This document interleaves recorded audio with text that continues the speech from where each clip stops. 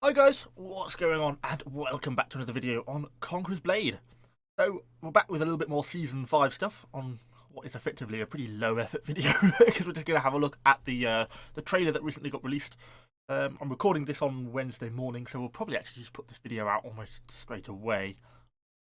Because, yeah, kind of Season 5 news moves quickly. There's a few interesting things in this video that a few people sort of have been talking about, and I thought it was kind of worth having a quick little look at. So, let's go full screen. Might make things better, and let's have a little bit of a look at what we've got so far. So we've still got the old Constantinople map straight from the off. Presumably, this is going to be the hero attire for Season 5. When they do these big images like this, it almost always represents the hero attire for that season. It's certainly not a bad hero attire. I do quite like the helmet. That is quite some plumage. So, yeah, that's no bad thing, but that's probably what we're going to be getting. Then we're having a bit of a look at a tactical map. Okay, it pops the new region. Obviously, we know we are getting a new region in this season. So this perhaps is the actual in-game map. It actually kind of looks like the in-game map here. So this is perhaps the in-game map for the new region going up to the sea. Because, yeah, here's the Sea of Tranquility down here in the south. So this is the first really interesting point. So obviously we have been told there are two new seasonal units in this. The grenade people and the people with the flamethrowers. But then there has been this basically a little bit of talking about, particularly when you pre-order the pack on the Booming Games version, that the spear sergeants at the men-at-arms have been retrained. And if you look here on the left and the right, this is obviously a unit of spear sergeants. You can just see by the kite shield design, but they are quite different.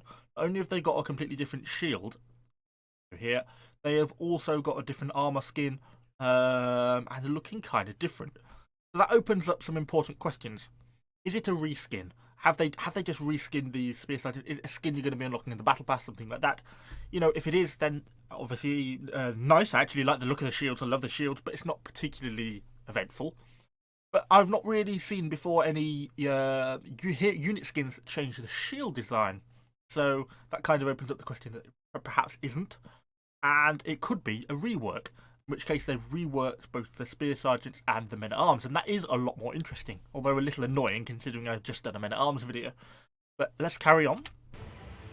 Obviously, again, the hero attire. So we can see them again here, these spear sergeants, currently just in that little sort of testudo formation thing. It obviously is a classic formation, but I love these shields. They just look so awesome. So then we get this clip. I know I'm going through this very slowly. We're starting off with just a traditional men-at-arm, and we're showing him evolving into this new. Let's just do that again very briefly. Happens really quickly. Old, new. Now, is that representing a reskin, or is that representing a new unit? And that's a really important question, in my opinion.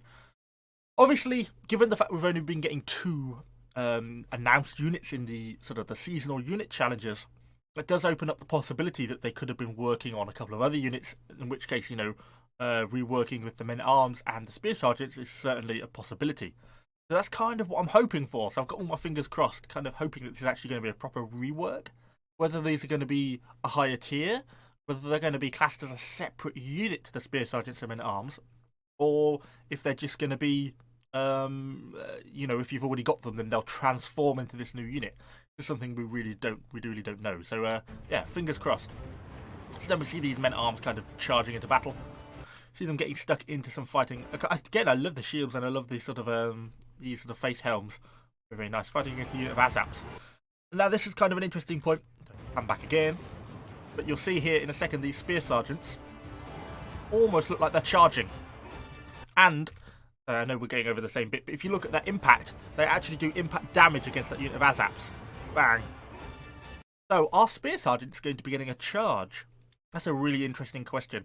Spear sergeants used to be one of the all-time, you know, great units, and have really, obviously, just sort of been outclassed as things have come in more recently. They're not quite what they once were. A rework could really make these guys kind of interesting. A charge would be a really interesting addition. I mean, not to mention the fact I just love the unit models. We then see the new map. And then coming on down. Okay, so we've got the grenade throwers. I like the lob. A couple of interesting things here.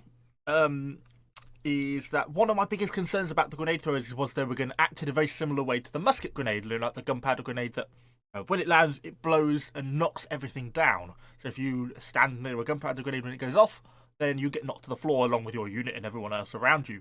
But it doesn't seem that these grenadiers actually do that. If you look when they hit the unit, it burns them because they're not fireproof, but it doesn't actually knock them on the floor. So that's a really big one, so I'm really pleased to see that it doesn't cause knockdown. We then get these flamethrower dudes. A bigger unit than I was expecting. And they have some concerns about, you'll see in a minute. So they're fighting a unit of ASAPs here, which obviously aren't flameproof, so okay, they're getting burnt, that makes sense.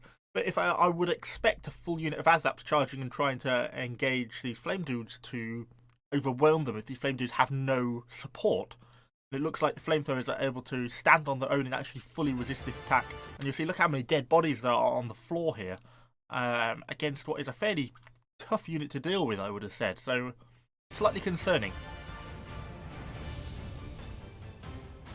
I think that is our lot.